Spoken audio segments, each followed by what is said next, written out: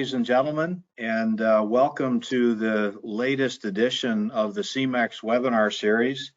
We're so excited by the response that we've had to the webinar series to date, and no doubt about it, it's the very distinguished guests from some of the most well-managed and successful dairy farms around the world that have certainly led to the great attendance that we have had.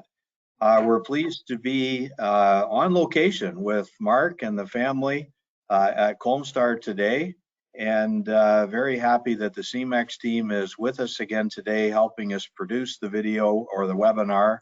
And Joan, I think we'll start the webinar today with a drone tour. So Joan, take it away, please.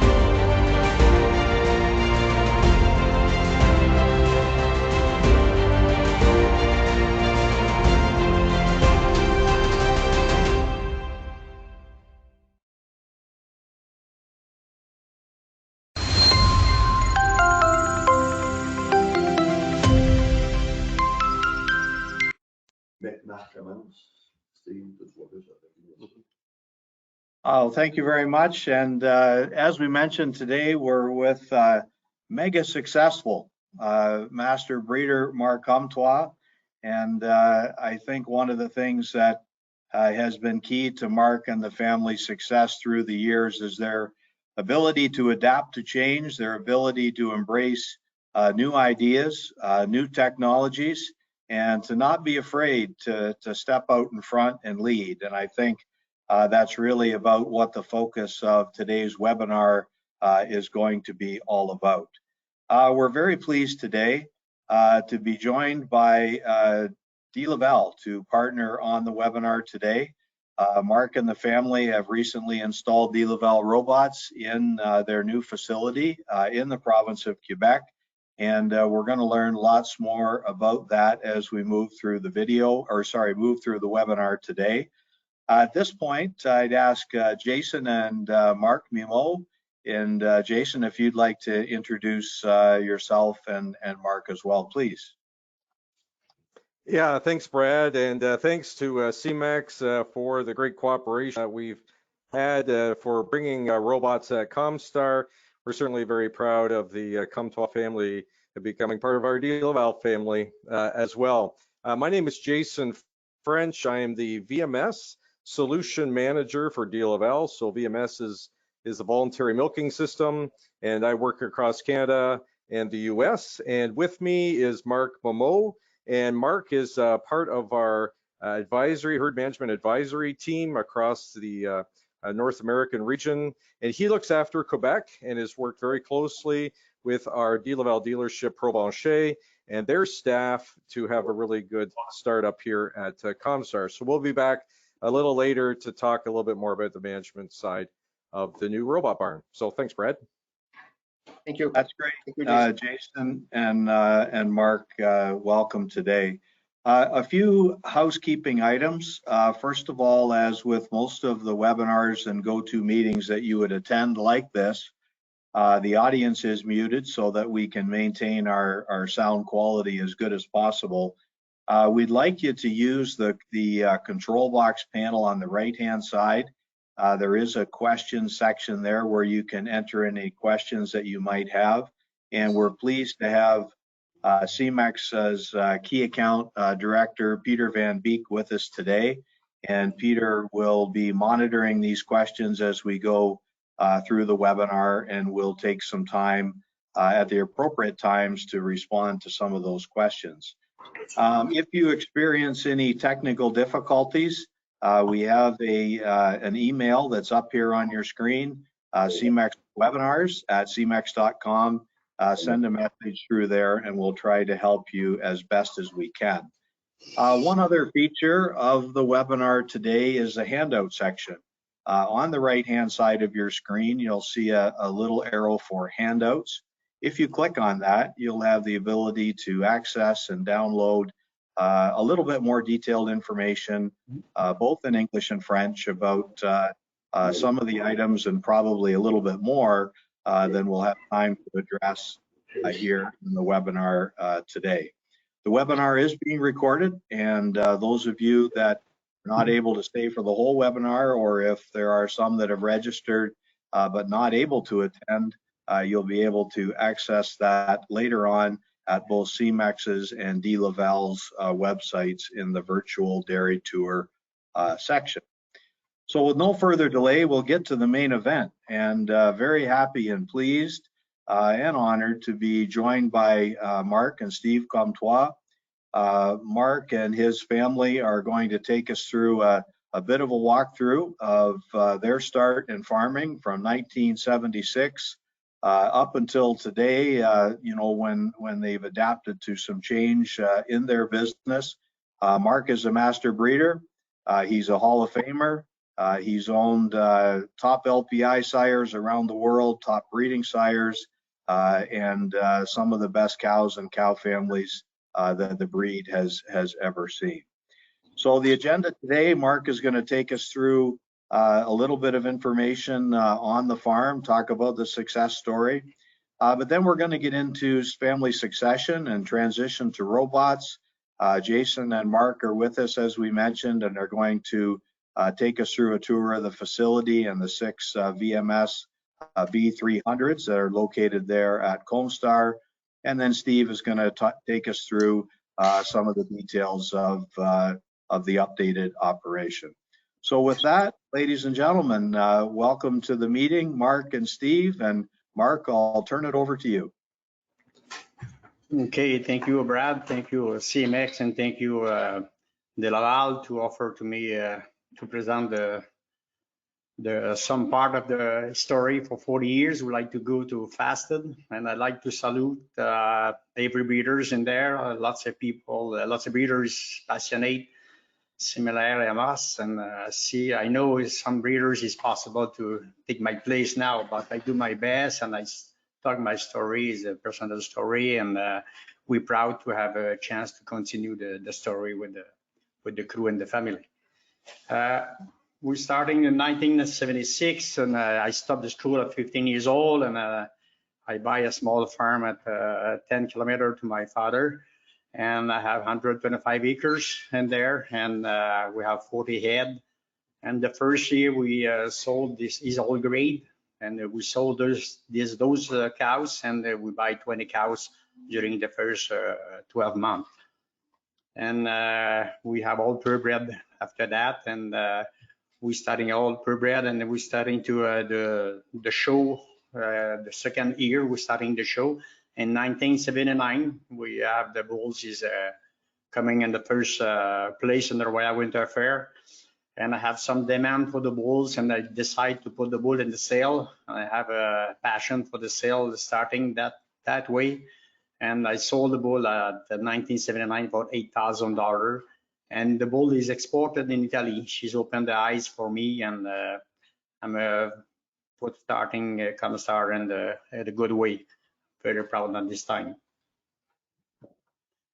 And 1981, after 5 years after we're starting, we had the first banner exhibitor. I like the show, and all life and kid, I got starting in the 4-H, and I growing and getting my father do the show too. And 5 years after we're starting, we have the first exhibitor in Veterinary Fair. Is 250 head there, and have many master breeder in my area is showing there, and we very big exciting to have after 5 years the first exhibitor. and the local show, and the regional is very important for me. In 1985, you have 4 years, but during that 4 years, we have, after 6-7 years, we're starting, we have a news, not the news, but we see the interest of the bank is going until 16%.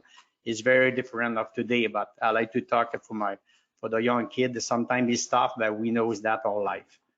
And 1985, we're starting to buy a new cows, and I have Elisa Anthony Lea. She changed my life. This cow, she's available at the second calver, pregnant, due in July. And in 1985 is same time to the index coming. The first time we see the index in Canada. And I have, after I buy the cows, Leah Anthony, she's a show cow. She win the Royal Winter Fair Junior 3-year-old dry cow, and she have the hour production at the Royal for the highest production and the show the Royal in 1986. And she have some contract bull for France, and the end the year 86, Pierre Liberté is coming, COQ coming for contract the cow. And we're starting to love it, talking about the EI business. I learned a lot of this, also sire analysis from the EI business during my life. Next slide. In 1986, that's the year Leo Anthony is showing the Royal, and we decide to many bull, some bull contract bull, but we decide to flush to Chic the cows because we like to have some show cows, and the cows, she need to protect the rear udders, and she have lots of powerful, and she need that, and it's just a private choice, and we don't know. I think she's for the show cows, but that's the philosophy we have, a nice cow producer milk. And Laurie she born in 1986. 1987, this is a big year for us because we sold the first farm. And we come back to the locality we're there now at my father farm is available, and we back at the father farm. He sold the herd in 1981, and he have the Master Breeder 1985, and grow the land for 200 acres, and we ticed all barn, and I have a nice location to buy and sell. All life I buy and sell cows. That is my first profession for myself. Okay. 1989, Comstar Laurie Chic is she's showing in the heifers at the second spring show, December calf. And after that, we're showing her, we make a sale 1989. First time we sell Laurie Chic in the sale. And we have a good average of over 5,000 average for 80 head. And the top of the sale is Comstar Laurie Chic. It's the first time we make a partnership too, because in 1988, I go to Belgium for hosting Canada to prepare the show and promotion the hosting Canada for hosting Quebec, hosting Canada. And I see somebody there, and one training guy is coming on my farm, and he's invite the people at the sale, and we make a partnership to sell Laurie Chic for 45,000. And 1993, a big time for me. Same time I go to Belgium, I have open eyes, and I see a guy he like to come in Canada to buy a farm, and he's coming to my farm for 6 months to work. Or you have too much work, and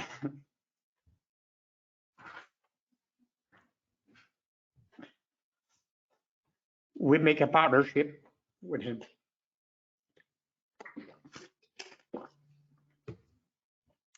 In 1995, we go until we with Freddie is a good man for with the hemp. He's an inseminator, starting to inseminate the cows at the farm. He take care of the land, he take care of the machinery. And I traveling a lot for judging the show and presentation for the cow family around the world. And I come back home, and the herd still at the same level I'm living.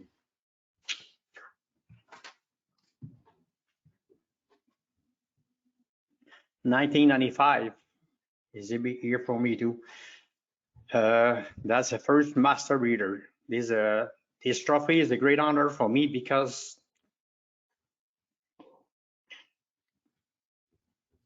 that is my first plan. My first dreaming is the Master Breeder. We go starting, and we're lucky we have another one in 2009.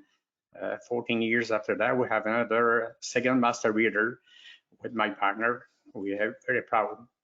1995, a good years. With Laurie Sheik, the first time Holstein Canada organized the Cow of the Year, and Laurie Sheik win the cow of the. In the same year, another good tools for me in 1996. I have the Curtis Luck Award at the Royal Winter Fair. It's a great honor for me. She's all the exhibitor voting is my friend for life, and I have a great honor in 1996 too. In 1996, we organized the second. Oh, the picture of the 5 cows is the 5 daughter of Laurie Sheik. Normally we picture 4 cows for the group, but I have 5 daughters, very popular. At this time, 3 Black Star, 1 Kingston Valley and Tab. She produced 20,000 kilo, and the Inspiration daughter, all from the good cow family, Bullseye. And these 5 cows, and I'm happy to got this picture because all the bull, all the story of Comstar, she from Laurie Sheik daughter and her.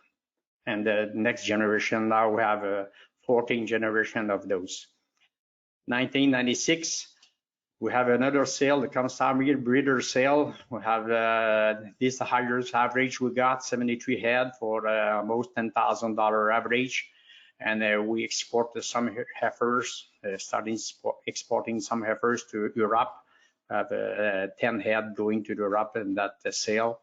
And lots of young breeders starting at this with the animal of this sale. She make a big impact in the breed with this. Those very proud to the breeders buyers. The 4 bull millionaire just beside you, just had to pass straight because he's the greatest honor because every dose sold in a herd, 55 countries, CMX do it unbelievable job for me and make a Comstar popular. We exporting 6,000 embryo over now. And this the popularity with the bulls and the successful the breeders around the world got with the bulls. She make Comstar in the right plan, and we over proud to the breeders, happy and to contact the breeders in the future again. And we go a little bit fast, but 2006, I come back with Lotami Titanic. She's I like the breeding philosophy, don't change very much. I like the show all life, and we like cow produce high production. And Lotami Titanic, the first time she showed her in the people in the Quebec Spring Show, she won the class and the junior 2-year-old fresh at 3 weeks. And this cow, she's 2000 and in April the show, and in June we have the first index. We have the #1 LPI cow. Is similar Laurie Sheik and Leah Anthony. She's showing, and she win the index. That's the philosophy for Comstar. Lotami Titanic, she win the 2006, 7, 8, 3 years #1 LPI cow. She's very popular. She's 89 point. She second in the Royal Winter Fair Reserve All Canadian, and she's 33 star now.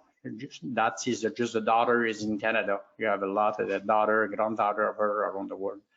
She's the real cows who Comstar liking developing to life.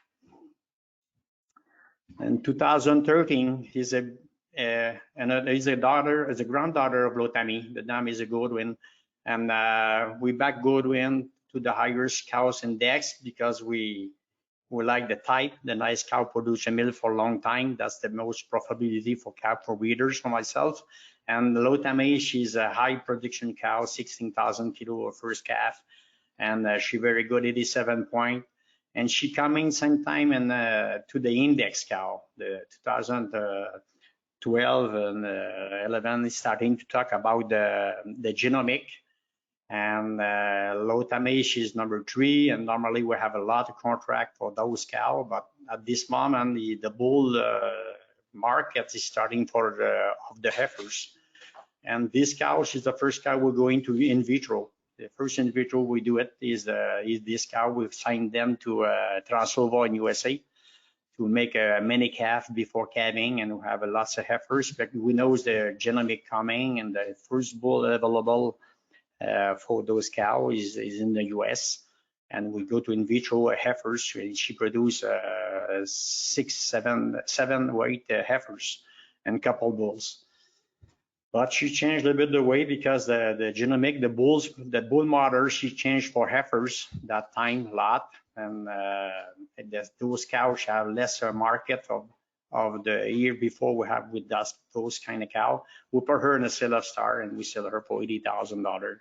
And we sell a granddaughter of her for 85 US. Is the biggest thing she gave for us is the dam of La Madonna. And the Comstar Lotras. We saw one bull in CMX, and Lotras, she make a nice story for us for the last 5 years. And we're happy again with the breeders, see the daughters milking lots of milk, nice refined bull. That's we're happy. And La Madonna, she's come back with what we like, show cows, and she won the World Dairy Expo. 2016, and she's a first junior 3-year-old, and she go 89.2-year-old, and she go 94 point at the 3rd calf. And now she's a brood cow at the farm. She's 10 star now, but many daughters on the ground, around over 20 daughters in the ground. And she do in vitro every 2 weeks at this moment. She's 22,000 kilo, 94 point. I think she's the 12th generation of the Lori Chic, and we still the same kind of cow, win the show, good number, and longevity. And 1998, we changed. We like to expand because we grow the herd. We grow after the interest month, 1985, 86, and we built this barn in 1998. This barn, I think, is around the barns. She have lots of people pass there. We have many years that many thousand people pass on this barn, and we have tie stall barn, 150 stall, tie stall, and 4 box in the entries to show the cow, because lots of people around. It's different as today with the pandemic, but we have a lot of successful. And the flower and the barn is my wife do it. She like that, and I like this picture. And 2000 is a big year for us, really big project. And 19, we build a barn, and we planning at the same time to have a picnic hosting. You have a very popular many years, the picnic hosting Quebec. In July, every year we have this picnic, and we're booking 5 years before to have the picnic in 2000. I like the great event, and we build the barn in 98, and we have 8,000 people. And the Saturday night we have a really good party, lots of people there, and he visit the new barn, the new facility for the 2 years before we build. And 2000 November, we're planning same time to the picnic. We're planning the sale, 2 days sale. We sell for 260 head, and we have a first day only Comstar. The second day we have a partnership with Hanover Hill Final Chapter, and you have 50 head together, and the sale for the second day. And she's a very memorable thing for us. Is lots of people, lots of breeders starting there, the young breeders starting there. It's a great honor to see the breeders have a successful with the Comstar. And 2002 is a great moment for us, because after the genomic, where we sell a little bit less bulls, and the genomic changed my way a little bit. I'm not sure, and I starting some private bull, 3 bulls through a private starting. And finally, we talk about for the bulls, we got more revenue in that. And we have an agreement with CMX 2002, in September 2002. Is a great successful with them. And we are very proud to have this agreement, and all the bull after 2002, we have partnership together, and we're traveling around the world with CMX for presentation, develop the family, and that is a big time for us. In 2003, the mad cow changed my way too, because after the successful, we don't know where we go, but we know it faster than 2003 because the mad cow is coming. In Comstar, the milk is 90% for the genetic and 10% the milk revenue. For the 20th of May 2002, we're starting to buy the quota.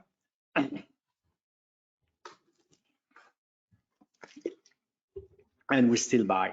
We're happy to that, and have more quota that time available, and we grow fast, and we're happy to do that way that time. It's important for us and for the people, to breeders, to entrepreneur, to have a vision long term. I think that's what we do at Comstar for our life. In 2004, we have a lot of sheep dead. Somebody took the cow, we exploit a lot of exploitation to her. She's showing go Madison, go to Royal, traveling everywhere, flushing most is possible every time, and she dead at 17 years old. Good cows, she have a longevity, you make a profit. And she dead, and she living in the ground.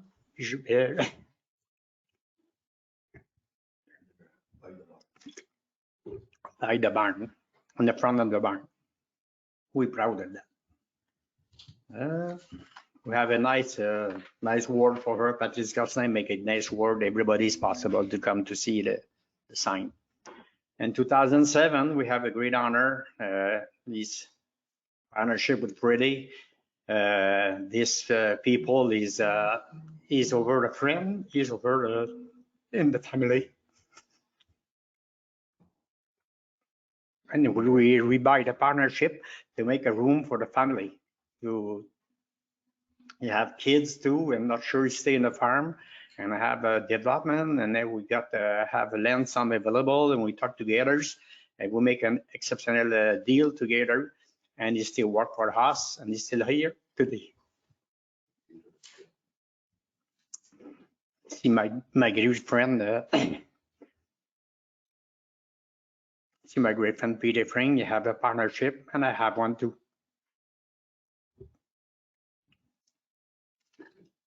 In 2007, we have the Master Breeders. We had the best breeders at the Royal Winter Fair. I dream after my Master Breeder. That's my second dream, to get the Premier Breeders at the Royal Winter Fair, and we do that in 2007. It's a great for me. And that shoestring, we have 50% with large sheep there. 2008, we have a great honor. We have a Dairy Shrine honor and the World Dairy Expo. We have a second breeders in Canada to get this honor.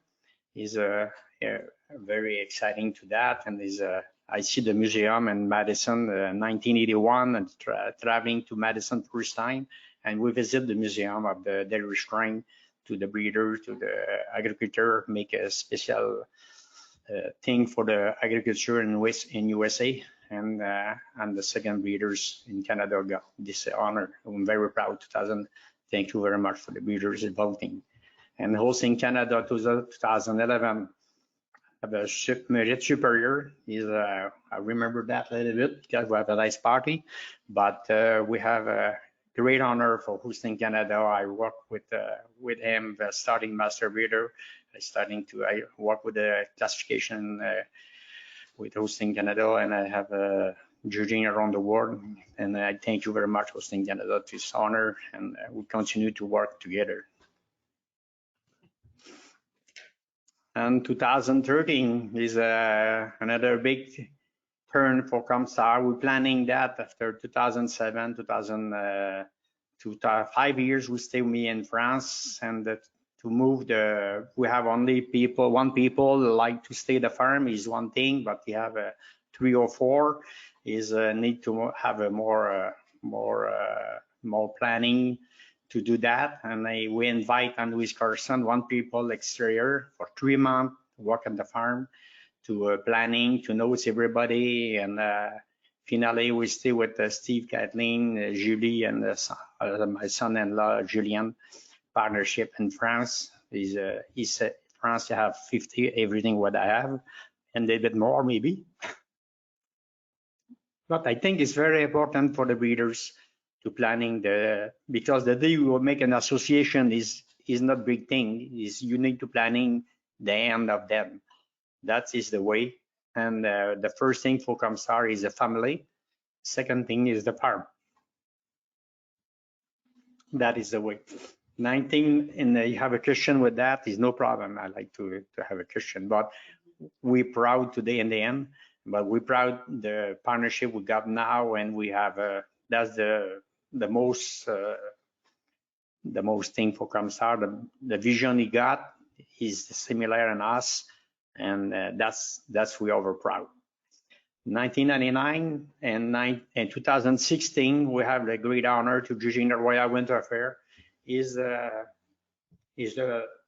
don't dreaming that because we never know we're judging, we never know, but every time the people vote, the breeder vote. I respect a lot the breeders, and the breeders vote for something and something like that.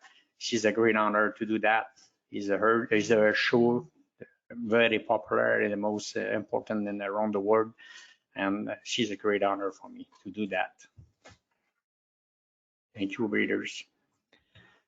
And 2009, I see the door for myself. I had great honor to got this honor, the Hall of Fame. Every years at the Royal, we're going to see the people there. Big story for everyone, and I go in this wall is over the great honors. And I thank you very much. The 130 people going to the evening they have for this honor in Quebec City. She's remembered that every day. I think about that. Thank you very much.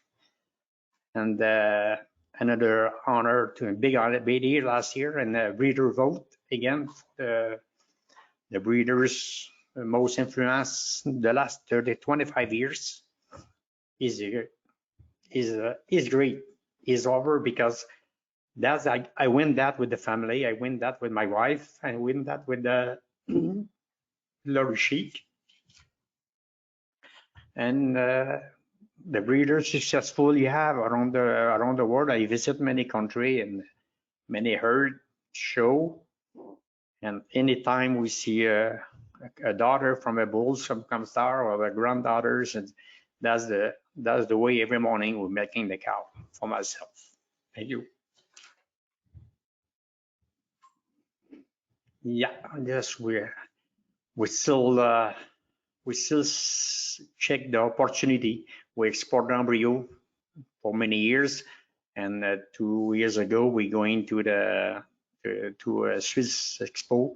Is 3,000-4,000 people and going at this event. She's the most important show in European, and we walk during the morning. We go to the show the 2 days before the show, and the corner we see white cows. We pass straight. When we come back and we see the sign, unbelievable.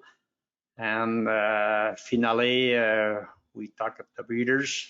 And we have he's a Germany guy, and he's speaking German, and I have a traductor, and we buy a 1/3 of this cow.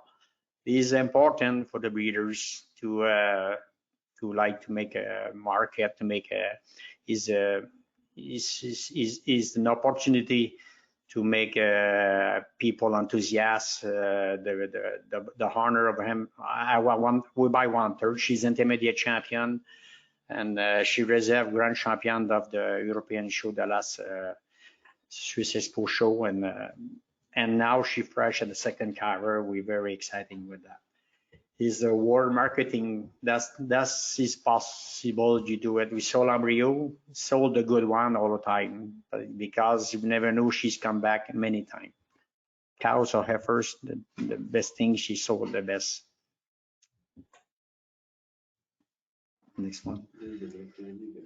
So Mark, I think an excellent summary of, you put 25 years into 25 minutes. That's pretty good. Yeah. That's a pretty good accomplishment, Mark.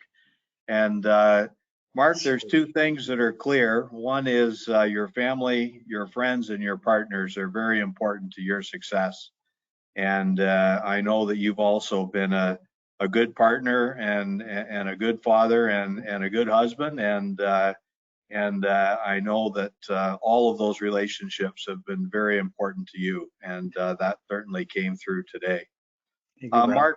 Mark, we had a few questions come in that I thought you could address now.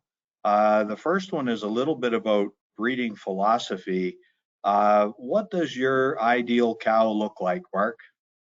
Has she changed or is she the same? What's your ideal cow, Mark? For me, she not changed much, but during the 40 years, the top model don't change much. For myself, we're starting with a true type model, and we like to breed a cow to similar on this dose, and we have that in the head again. And the new cow is more than ideal. She don't change much, but I think the feeding legs is a little bit better, more refined than before for myself, and the size of the cow is not necessarily big, and is sometimes we see, but average size, good feeding legs, texture other cows, and we are in the future now. I think for the cows, she need power and dairy strength to produce a milk. I think we just to make more milk in there again, more fat and more longevity. That's we need to protect now. But the model of the cows, I think we there. Good, thanks, Mark. And Joan, the next slide there for us. When it comes to bull selection criteria, when you talk to your family, have you changed your selection criteria based on the cows being milked in the robots? Not much. We know the robot. You have a robot in my area for 20 years with the face. I know the robot for a long time, and I know the what she work, what she like, and the genetic for me. The guy followed the genetic development for last 20 years. He followed the time we are now. And the future, for us, the new cows is comfortable with again for the feeding legs, but the size, only the size for myself, she need to slowly, not too small too, because the cow should like to have respect during the go to heat, going to go to traffic. But for the average size at this time, I think the right way. And the legs too. The problem for myself is they're a little bit straight in the legs, and the romping goes from there. And for me, she need to protect the dairy strength, the open in the front. But we don't change the philosophy for the breeding. We starting the robot, and the biggest cow in the barn is 67 inches, too much high, tall. And Steve put her in the robot. Why we put that? And now she's in the door anytime, and she passes everywhere and sleeping. The big thing is the new barn, the new facility for all the breeders, Bill and Ecot. The housing cows is more different than the last 20 and 50 years. The hospitality for the cows, she make a more difference in the genetic for the new barn. But for me, the project is push more milk in the cows and fat and protein. We'll make money with that. Very good. Thanks, Mark. And the next question, Joan, I think if you switch the slide there, I don't know how long it'll take you to answer this question, Mark, but if a young person wants to get started into the business and into the breeding business, what's the best way to start? For myself, it's not a pattern, but I starting many young guy. I'm very proud to that, and I got a lot of support from my buyers. Is the success a big part of the successful we have for breeders? But for me, you have three different things for starting. First is the budget. Depend the budget. The cheaper the budget. One thing is good is sure is the breeder buy or young breeders buy a cows and the first calf and the lactation classify. That's the best. Classify but expensive. Classify and the lactation pregnant for the second cover. You got everything of this cow. We know she is a persistence of the lactation. You know she keep pregnant quickly, and you need the fat, protein, and the high production. And is a less work. You have a year before we make. And the second thing for me is 5 embryo. 2 embryo, I like to sell 5 embryo in the young breeders. That's the cheaper for me investment, wise investment. You got 5 embryo, 6 females, something like that. We work, the breeders need to take care to have minimum 3 pregnancies, and you have 3 choice. You have one problem with one, and you're sure we have the good way.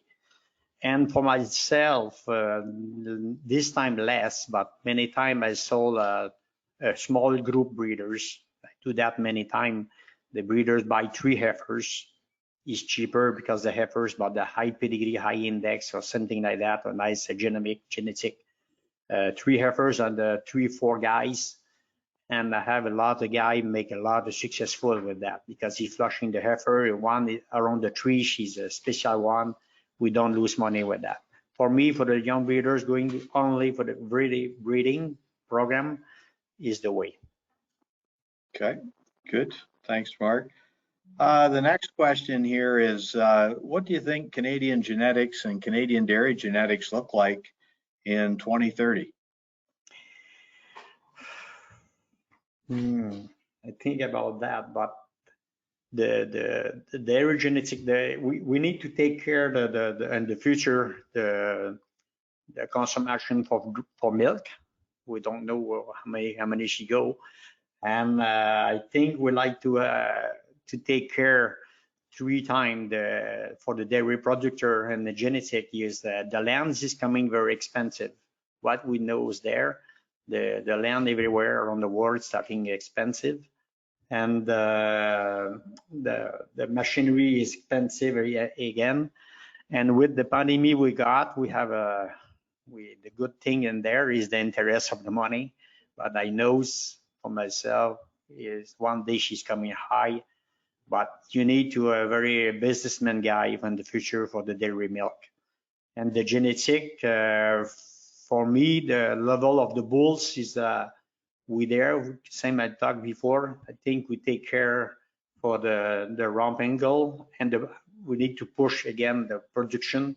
A nice cow produces milk. For me, so the production she's coming from the type 2 because the cow produces milk long time and easy, and the new facility the breeders got. We like to have the mobility cows and the texture orders. I might think for 40 years. For me, is the way. But take care the land expensive is she changed the way for many breeders. Very good. And one more question here. What, when it comes to challenges, what do you think the most important challenge the dairy farmers face, Mark? She needs to stay optimist. For me, I have no risk. We invest a little bit last year for the family, and we're very optimistic for the future. But we need to take care again the demand of the milk first thing, and because I know he's talk about to replace that in the future. We talk about a long time, but the feeding is expensive too. That's the big challenge for the breeders. But I don't see that, and maybe not family don't see that, but the future I think we have is great for agriculture. People love what we see now to back and change the way a bit in the city and not stress. Good luck. Very good. Thank you, Marc. Thank you, Marc. So now we're going to, I guess, talk a little bit about succession planning. Marc, talk to us just a bit about the transition to the next generation at Comstar, and then we'll bring Jason and Marc and Steve in to continue the discussion. Yeah, first we're lucky. I traveling a lot and I see many story. Our life, I buy heifers and cows on the road for myself, and I see many story and see for myself and the farm before. And that's we take care, me and France, we take care to introduce a family. For us, it's very important, and we're proud to is coming there, but we know it's many story with that. And I see some breeders older than me to starting to talk about people exterior to find that. And one day we're talking, and me and France, and I have a friend, he proposed me, I talk about that, and he proposed me, Louise Carson. She just finished to work with Eastern Breeders to close the EI, and she's available. And I asked her on the phone, and she thought, okay, I go with you. We think me and France to talk about her a couple of times, and we explained the project, and she thought, I need 3 months for that. What? And we more fast than that normally, but his 3 months is a very nice investment. She find everything what the kids do it, what the vision. She talking 13 people knows me for a long time, and she make a result, and lots every Friday we have a report, and then one stay not stay at the farm, and we introduce 3 of the family, and Julie, the son-in-law, is coming with her. And for me, the day we make a agreement with the family or partnership is more important to prepare the one is finished. That's the big tools. But we know exactly the best thing, the best tools for everybody, which one like what, and the vision for everyone. After 3 months, we know everything. And we don't know it's sure it's perfect, but now we're very proud to that. And I don't imagine people do association and the farm. We don't do that. Possible. Very good. Thank you, Marc. And now I think we're going to turn things over to the Delaval team and to Steve as well, and do the transition. And Jason, I know you've got a really interesting walkthrough here of the new Comstar facility. So Jason, over to you, and Marc. Okay, we'll see you later. Okay, yeah, thanks a lot, Brad, and thanks for Marc for taking tour over time with Comstar Holsteins. And I remember back in the 90s, it was a special trip one day to Comstar to see Laurie Sheik in that corner box stall, and that was a really memorable day for me. But it was also a very memorable day for me last November when I did a walkthrough, a video walkthrough of the new Comstar robot barn with the 6 Delaval B300s. So we're going to play that for you right now.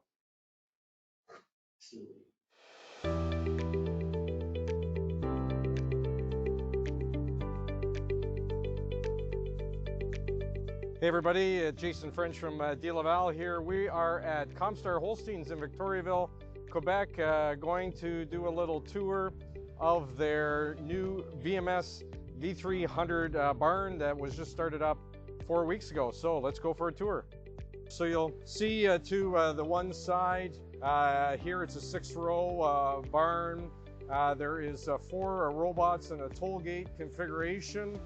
And then we just come to the other side, and it's a mirror image. Currently with just 2 V300s over on this right side, where they have a lot of young 2-year-olds and fresh cows. And then they have room for 2 more V300 when the time comes. So if we just maybe come quickly to the end here.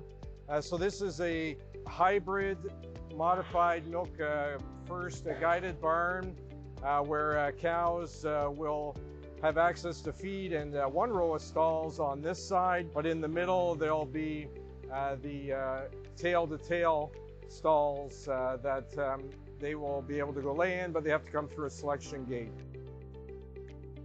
So let's just kind of quickly view that right now. This is a sort area. Any cows that they want to breed or look after can be sorted here. They have headlocks, so then they'll be able to breed cows or do anything needed. So here's a cow currently just walking through. So her sort is to come straight back out to feed in this area here, because they want to come back out and have water. So that collection of cows there, those were the ones that were sorted for milking permission. Usually a busier time of day right now, just because they've had a good lay down after a big load of feed, and now they're coming back to cycle through this barn. Currently getting just shy of 3 milkings per day, but the guided traffic certainly allows the right cows get into that robot when needed. Same bedded free stalls with the flex stalls. They decided to go with the flex head rail as well, just for some of the added comfort that the Comtois family that was really important for them as well. Just coming back to the middle of the stall area, and here's their crossover, a good wide crossover, finger gates to allow those cows to go through, access to water, but they will not be able to come back to this area unless they go through that selection gate at the far end. Also have a swinging cow brush that is much needed in barns to keep those cows really nice and content. We get to the end of the barn. It's going to be a very similar crossover as what we saw in the middle of the barn. Once again, a swinging cow brush. There's water, finger gates. The feature at this end is that they do have a spot for a foot bath. You just need to swing this gate over to allow the cows to pass through that area.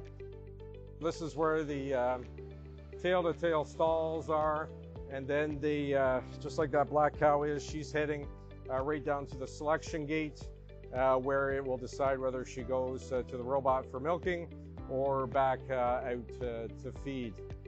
And so this is one single group on those 2 robots, and then a mirror image on this side with another group of some mature cows, a few first lactation cows that's in here as well. But they head down to their own 2 robots that's at that far end. So same thing here, selection gate after those cows have come out. That will put them into the sort area or else back out. So this cow is actually in the sorted area here. So her access back to the robots, if she wants, you already see that this gate is already gone across. So she'll be now able to go along this alley that's beside the robot room, and then pop back into that holding area. Then she can get milked, and then it'll put her back into the sort area. So it's all rubber along that spot, so cows will certainly have no problem. If they were maybe a little sore on their feet or something, it's going to be a nice path for them. Pretty smart of Comstar or Provencher, the dealership here, who decided to put the black tile along that area, because when the manure does fly, you don't see it as much. So certainly really thought out plan here. In this area, they do have an extra box stall if they think a cow deserves a pack, you know, like this beauty of a cow right here. So we're coming back to the middle of the barn. Here we'll just do a quick little walkthrough. This is their office area. The Comstar also decided on her navigator, so it is stored in this room as well. But all their breeding supplies and their computer is all right here for them to use. And then they can quickly pop out to this area. It may seem like a lot of gates, but pretty necessary gates. They have a trim chute right here in this area, so they can bring cows off this sort area and bring them right in to the chute. Then they can release that cow and circle her back around to go back out to her group. So the same thing on the other side. You know, they could just swing some gates and be able to bring cows into this area as well. So here we are. You know, here's a cow that's wow, really good cow. It's just been milked and she's going back out through the post sort, so she gets to go out to feed. But you know, this area, cows don't hang around very much. There's no water in this area. So cows are certainly wanting to get back out to water and to feed, and there's no really lounging around at all. So the middle room, when it comes to this toll gate area, so the middle room is going to have 2 robots. The outside rooms are just going to have single robots. So if we go into this room, so here is the as number 2 V300. The other one's on the number 1's on the other side, but just a simple step down, about 20 inches is the drop here in this area. So being able to view the cows really well.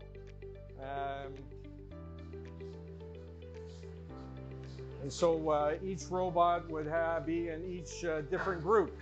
So this robot is from that far side that I mentioned. So it's in that group of smolder cows, younger cow mixture here. So this cow is just finishing up. With the V300, certainly lots of great features on this robot. You know, with the Delaval Insight, the camera certainly makes it, the time of flight camera certainly makes it very easy for attachment. Good prepping with the pure flow, and then, you know, then we get down to that ability to get good dip coverage on that post dip as well. Here at Comstar, they did not decide to put the touch screens in. Everybody has access on their phones to the robot to make them work. So you know, that was something they decided on, and things have run really smoothly so far. We're just going to come back. You know, this is the selection area for those cows. So there's that robot room we were just in, and we'll just swing around past the smart selection gate. And you know, this is the there's the number 1 of the 6 that are currently working. So this robot room, which is obviously a little smaller, just because of the single robot that we're looking at. You know, I really talk about that really good ability to prepare a cow, and that's what the Delaval Pure Flow certainly does. It's really good cleaning of those teats for tremendous milk letdown, and they've seen a lot of cows really do well in their overall milk flow here with the new V300. This is just the other area of the barn that they are just keeping some transition cows, dry cows in, ability to calve them out here as well. They're just finishing a calf room where when cows calve, they can put them in before moving and over to their overall calf facility. But this area here will get another robot as a training robot. And this area as well is all plumbed up for a 8th robot as well when the time comes to make this full milking facility. Hey, here is Emmanuel. Emmanuel was a big part of this project here at Comstar, along with Provencher, our Delaval dealer. A great job talking with Steve Comtois this morning. Very, very happy on how things are going after 4 weeks. They're really excited.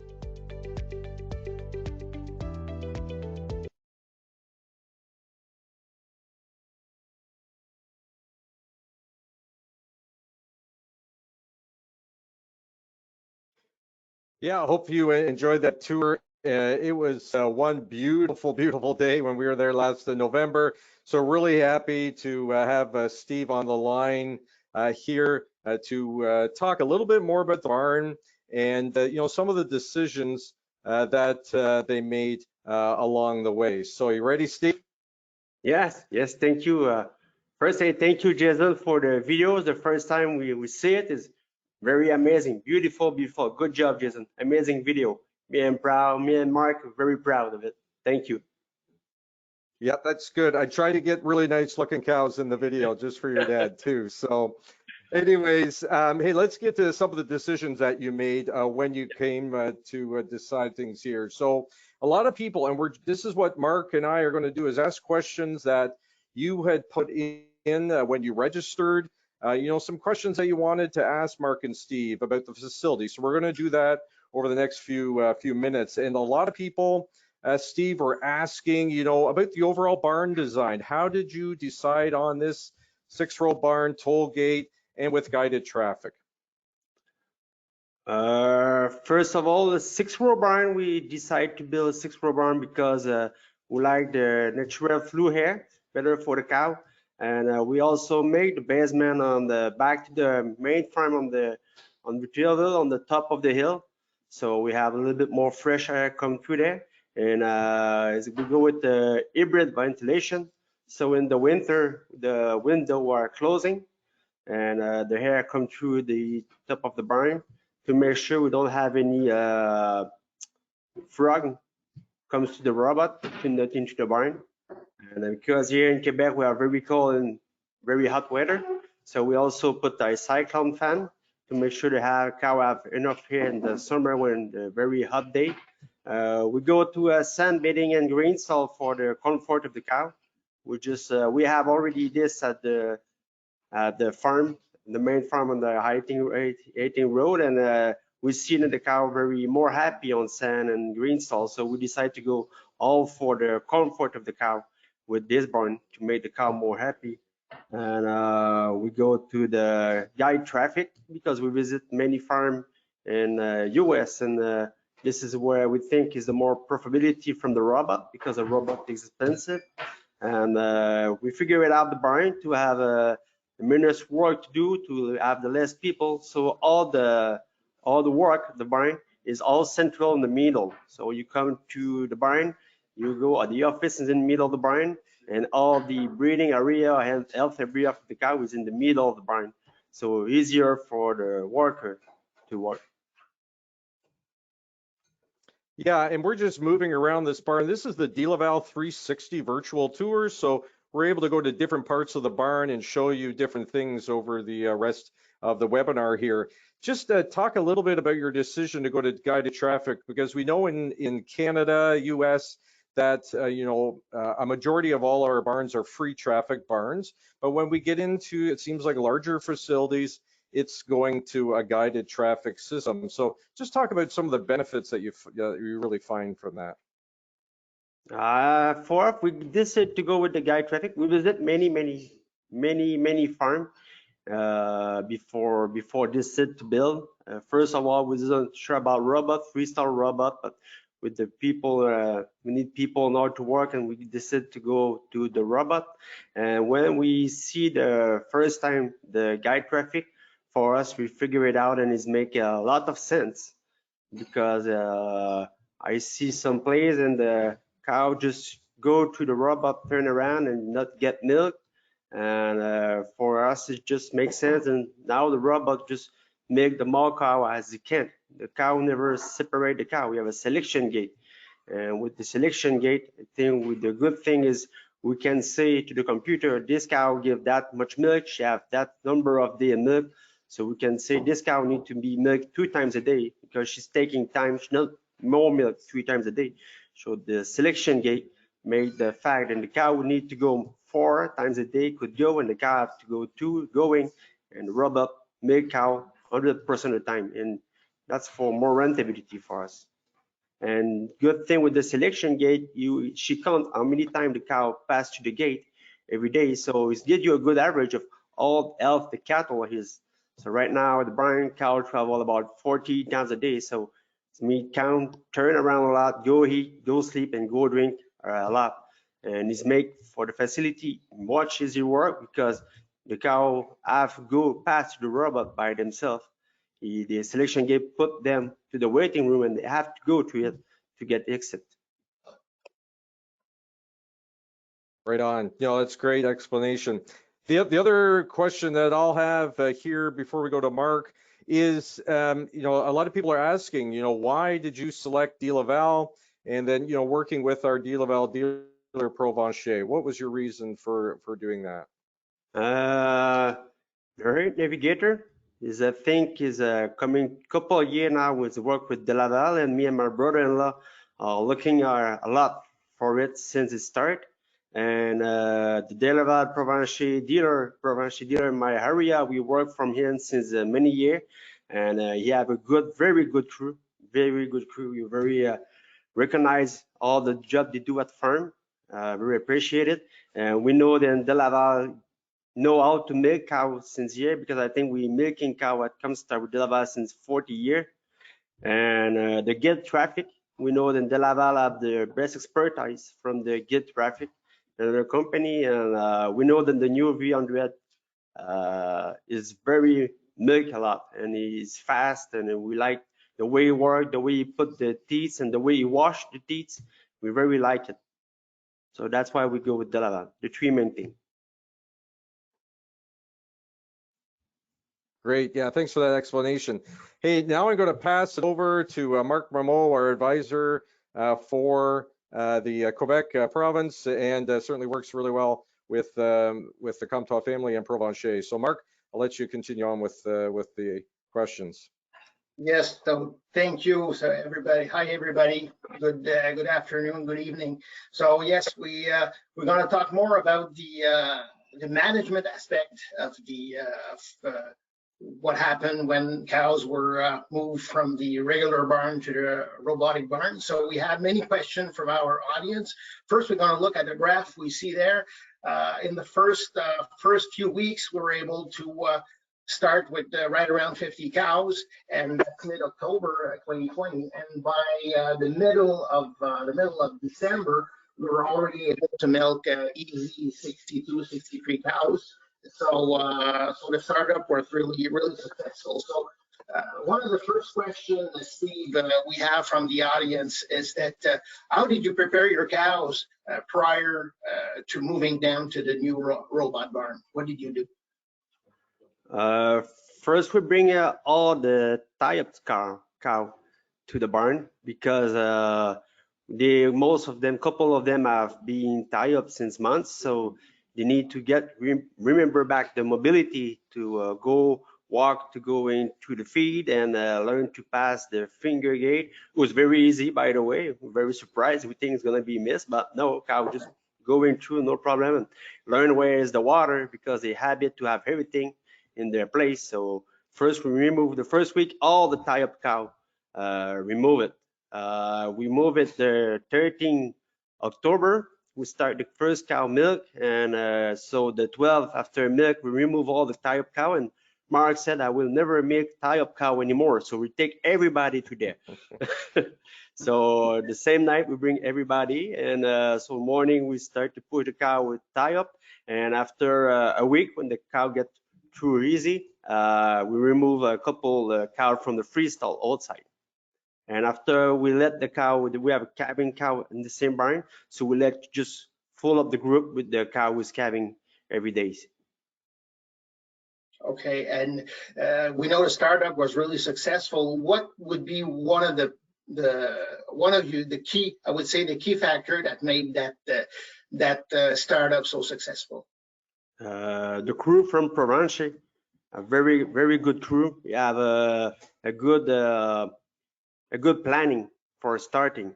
Until we sign with Delaval, he sit up with us. We make a planning for the month before starting, what we do, how we're doing, how gonna be start, which cow we bring it, which cow should not, but we bring everybody. First of all, like we trim the feet 4 months before going through all the cattle of the barn. 2-3 weeks before, we're clipping the legs and the udder, but it was pretty much clean already. And we make this pig to wash the country, this new cement. So we wash them, we spray them with acid. It's a lot of work, but it's making fact that when the cow tie up, going through the freestyle, the feed was very good, and the milk, the rubber is plugged very well. And we feed the cow in the freestyle in the tie up barn with the same feed, the same pellet we give to the robot. So get added to the smell of the food. We do it 3 or 4 times just before the week before coming to the robot, but it's all in the planning. Then the Florence, the team Delaval giving to us, and it's worked well. And when we come into the robot, they always following us and the way to start, and it's work. We just listen to what they did, and the cow do the rest. So we're very happy, very proud of the crew, and all the detail they giving to us, we do, and it's work. It make big difference.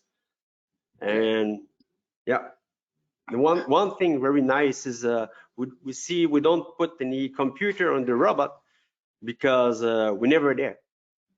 We never go down to this place. We always back because we have everything on the cell phone, and because we don't have to teach the cow, the representative, the guy from Delaval, the dealer is with us, help to push the cow and explaining you everything on the cell phone same time. So very fast to learn how everything's work. Very happy. Okay, so very good. And now, how did you group your cows in the barn? You know, you have different group. How did you make your grouping? I have one group of first calver. I have when you come to the barn, there is two group. So one group first calver. Second group is my favorite cow, the cow I like the most. When I come to the barn in the morning, I like to see them. And in the back, I have my age cow and a couple just cow just to milk. So 3 group, first calver, most of the second calver, and third calver and more. Okay, very good. And now your training, what is your training procedure for your new cows coming in the barn right now, in the robot barn? We keep them less as we can in the eat area, in the health area. We try to push them fast as we can through the group, to learning, to living in the group and make them place, because she need to, cow is a social animal. So she need to go make social with the rest of the group, and we check how many times. We make sure she learn how to pass the finger gate and all the gate, but most of it they follow the other one, so it's easy. But we check then how many times she will pass to the selection door, and make sure she pass 3 times a day for the 2-3 first days, and after most of the time we don't talk about anymore. She just go. With the waiting room, I think give very nice opportunity, more facility for the cow and for the breeder to start up and to make the cow learn, because they are waiting them, they look the other cow go and they're following us. Cow is social, so they see cow go, they are curious, so they're coming slowly, they smell the grain and get through. So you never walk to the barn and run against the cow, you just go picking up.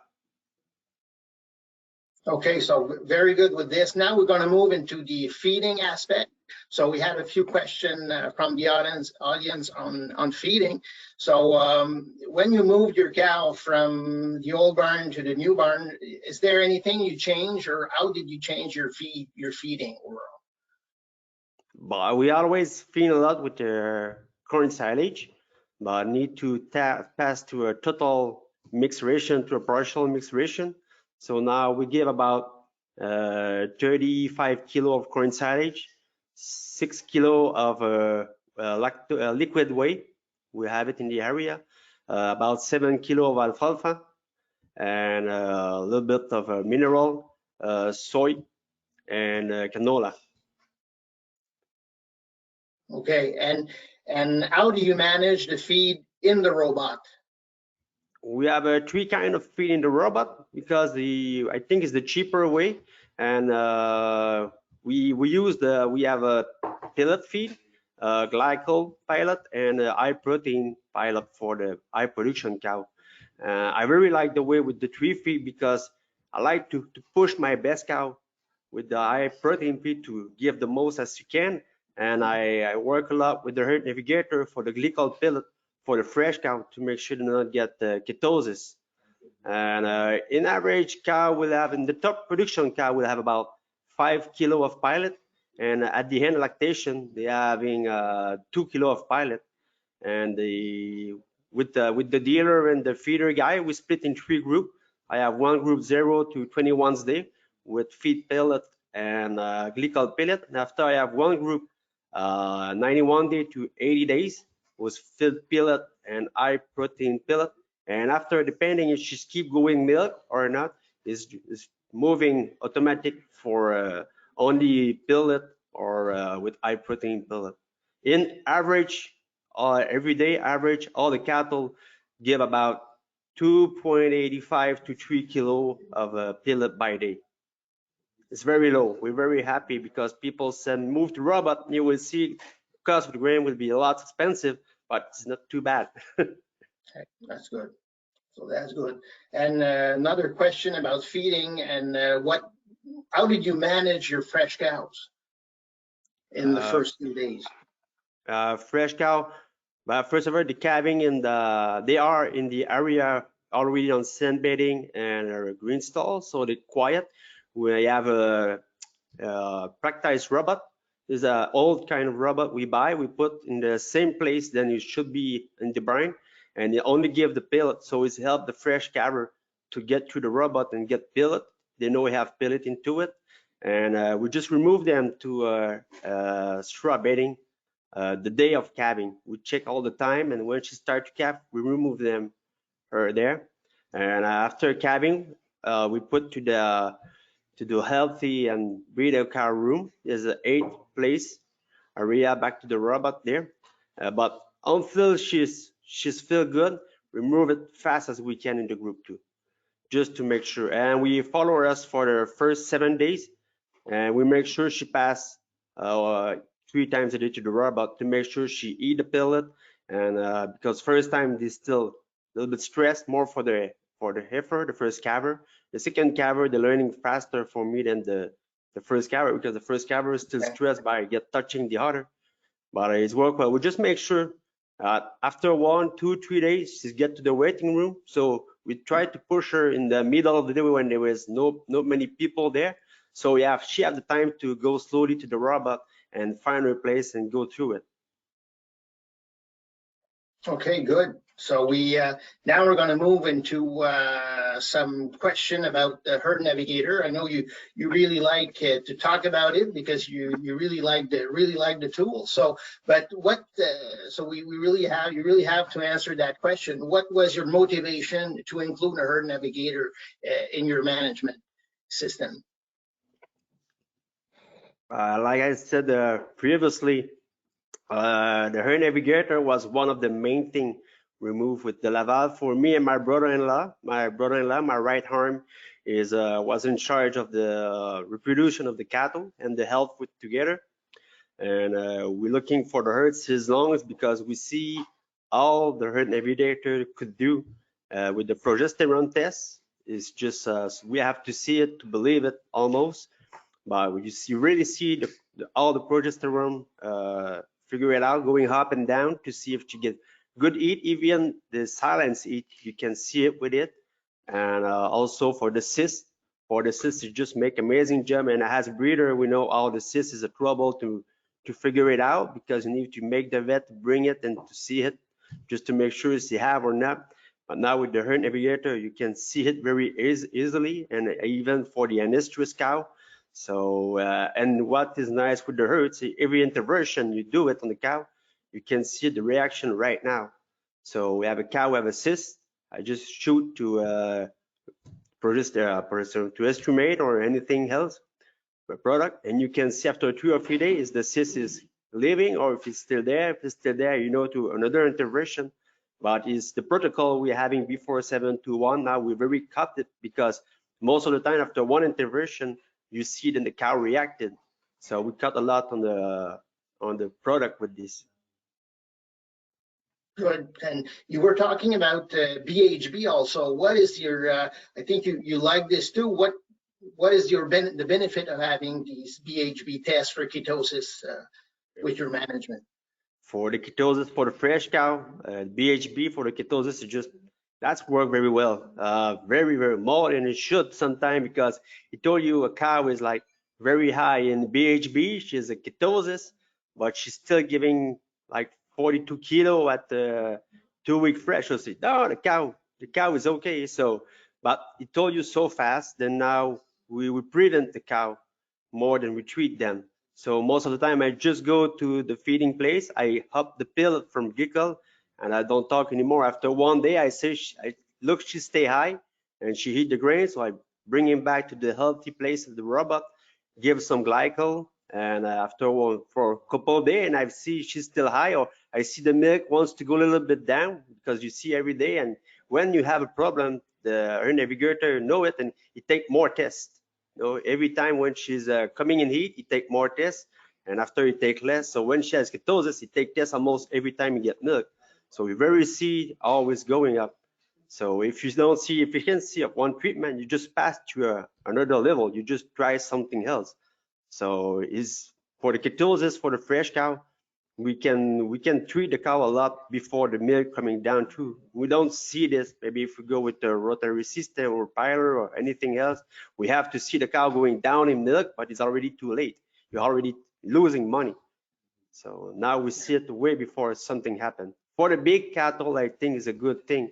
A smaller cattle, the guy is more close to the cow, but for us, we have many cow calving every month, so it's a good help to follow the cattle and to see everything is going well.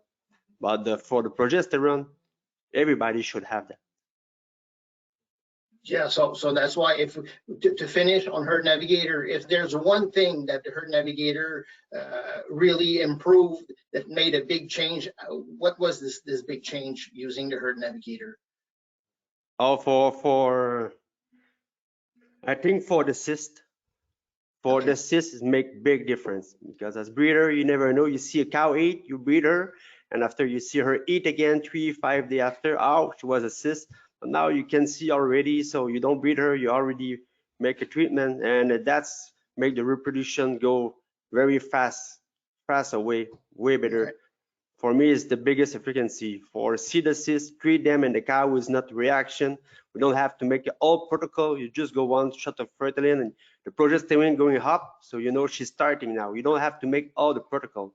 And now with the people view and need to give less hormone as possible, I think is very ahead. Good. So very good. So thank you very much, Steve, for these questions. I think I'll pass it to you, Jason, for this last part.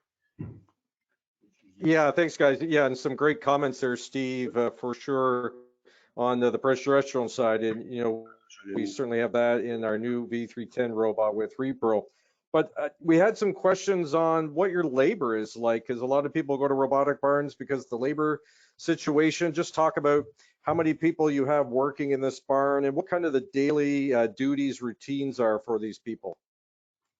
Until we have the new barn, we have 6 employees less than before, first of all, but we're making at 3 places, and now we're making at 2 places in a robot place. So it's make a lot for the people worker. I have 2 worker there all the time. I have 1 worker and 1 herdsman, me or him, depending when he's there or not the weekend.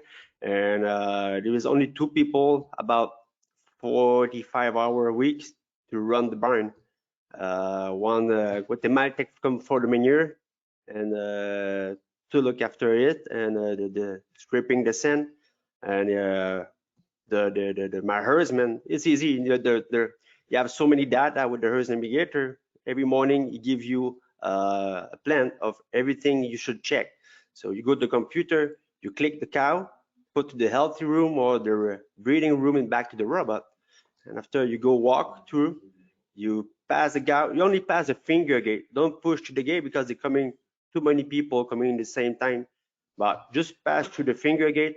When you finish the tree group, turn around, you back to the first place, and most of the time they are already there.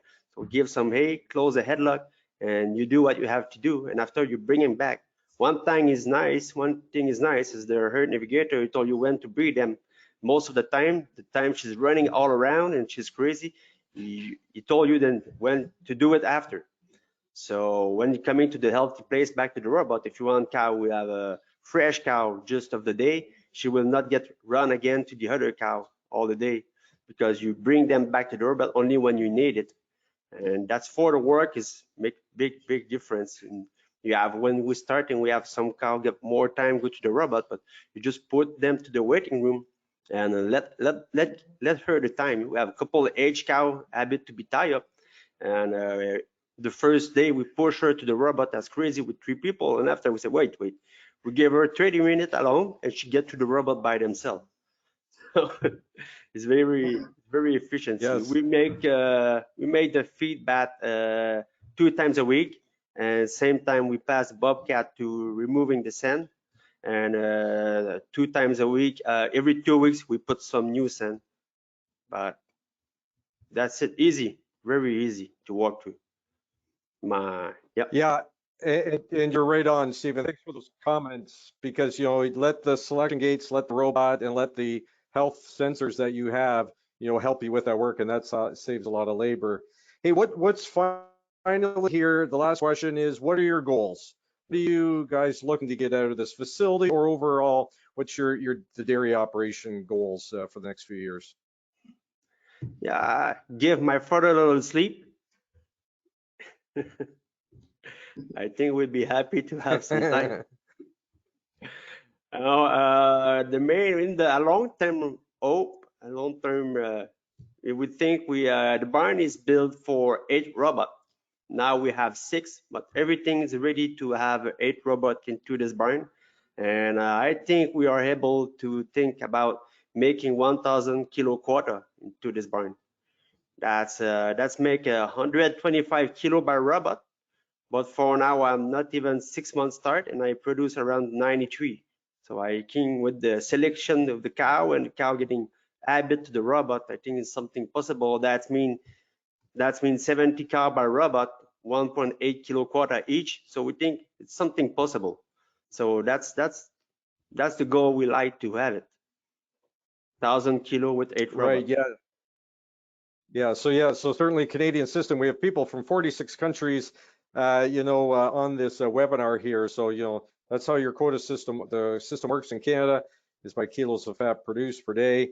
And you guys are doing a great job, and can certainly see your management is going to push you to that goal. So anyways, Steve, thank you very much for being so candid and telling us information. I'm sure a lot of people that are wanting to know what is going on with your robot facility, how it's working, but it'll also teach them when they're going to look at their next robot facility. So thank you very much. Brad, back to you.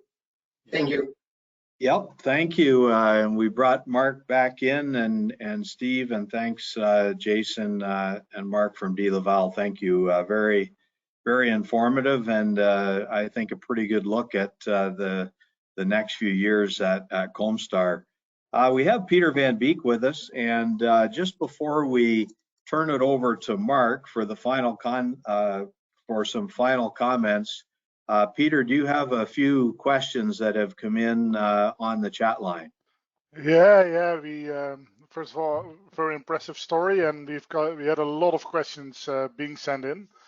Because of the time constraint, we cannot answer them all, but I have made a selection of questions that I think would fit well or need to be clarified. So somebody was asking about the breeding strategy, Mark. Does milking speed play a role into your mating decisions? Now you have started with robots.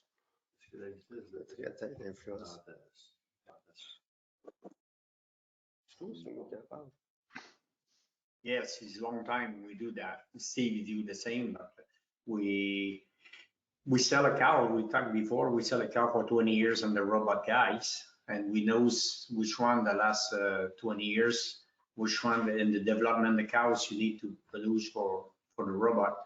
But the milk speed is the thing we got for our life. But we taken attention special for that for a long time. Okay, thank you. Makes a lot of sense. Somebody has a question from a producer from the US.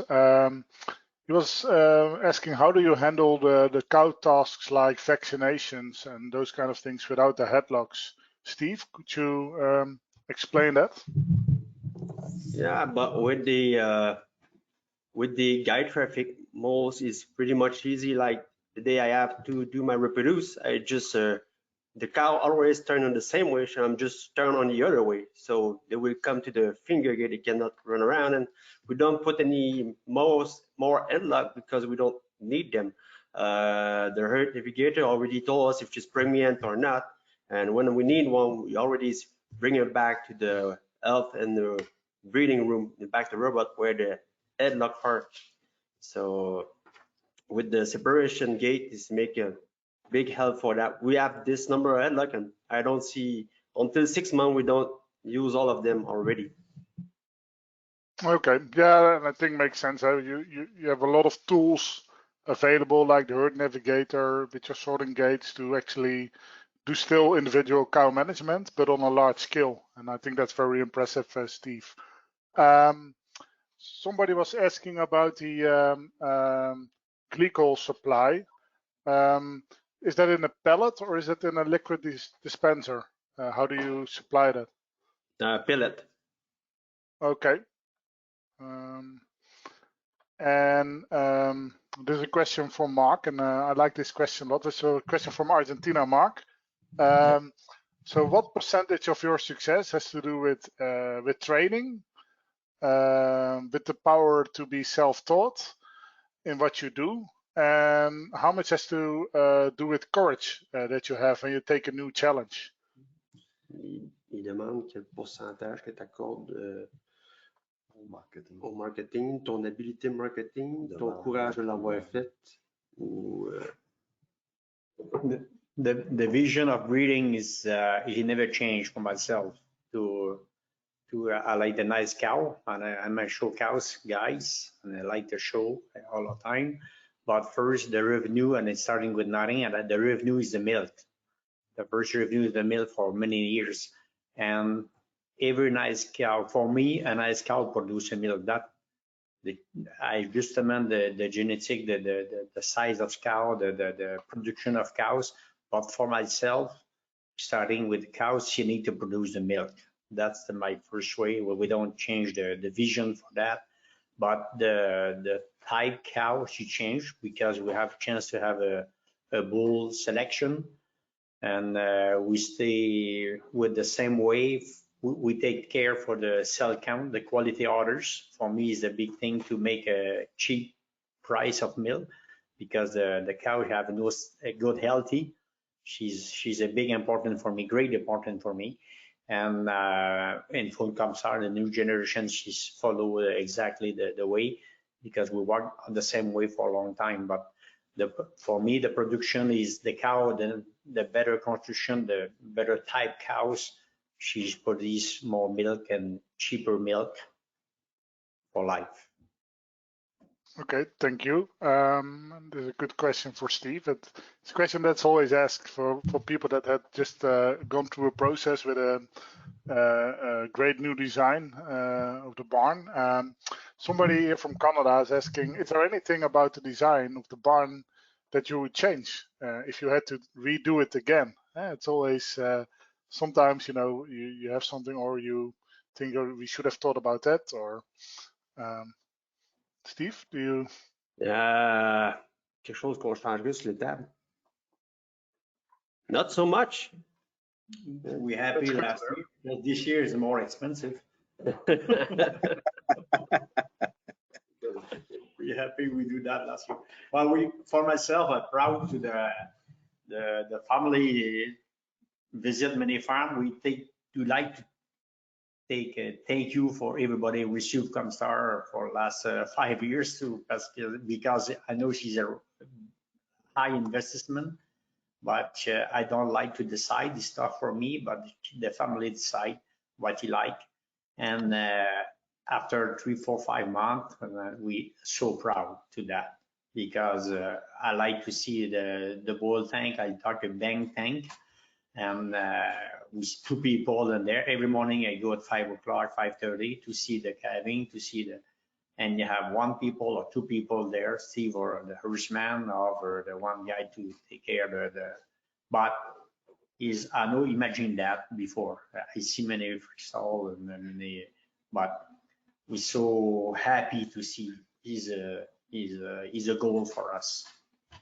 We look at the cow going to the barn, and we see then the cow is happy too, so we are happy. So no, none. We're very happy and proud about everything in the building. The day he built, I see the gate and I see the post he put everywhere. I imagine, I don't know which kind of cow pass everywhere, because I don't imagine, I don't understand all the posts he put everywhere. But we see to run now, is I know they understand we don't go this way, because the people happy in there and the cows happy, relax and quiet. No push, no no pen full of cows. Every time he's quiet everywhere in the barn. She's unbelievable. Just proud for the cows. I'm proud for the cows. That's good to hear. Somebody is asking, there's a couple of people asking, I think I know the answer, but do you all, milk all the cows with the robots, or do you also have a separate parlor for the special needs cows? No, we don't have a separate parlor for a special need cow. We're having a 2 quarter, so we're still making at 2 places. We have 2 robots already buy for the other quarter, but for now we need to pay 1 barn before think about build another one. So we'll take a couple of years before we put the 2 other robots. The other barn have a step piler facility, and it's also sand and green stall, and we'll just bring the cow there when they are pregnant, because with the herd navigator it's so much easier to get them pregnant than when they are pregnant. And I have all my calving to the robot barn, so sometimes we have too much cow by robot. The Delaval lady is coming and knock at the door and say, buddy, you have close to 70 cow by robot now, going down a little bit, you're just starting. So we bring a couple one premium to the other facility, but not specialty cow going to the other place. The best cow is at the robot, because we think the best cow, this is where they should produce the most, and we give the opportunity to produce the most into the robot. I understand the question, but I know we have 2 systems, and I think it's the best tools for us, but I think he moved maybe 10 cows and to the making parlor. He's not feeder one, he's kicking the robot crazy. And some are very old cow, 5, 6 lactation. And I think you back with 10 cows over the last 6 months, 5 months now. But it's not the dreaming we got. We got is a very big tours for us, but I dream to have a 2 robot here too. Yep. Okay. So I think that was the last question for today. So I will give the word back to Brad to. Very good. So I think we're going to give Mark the last word here today, but I do have one question for Steve. Steve, come on back in. During Mark's presentation, every time there was something new at Comstar, there was a big party.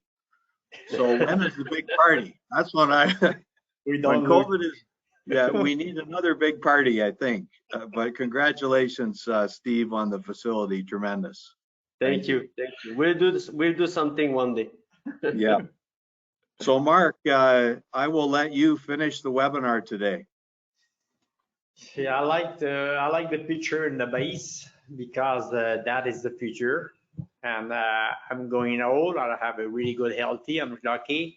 I like to thank my wife. Is half of Comstar for our life, but the road we have beside us is better than what we take our life.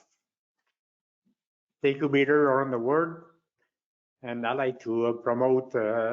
One day we have an open day for everybody tonight to come one day for visit the farm and to talk the family.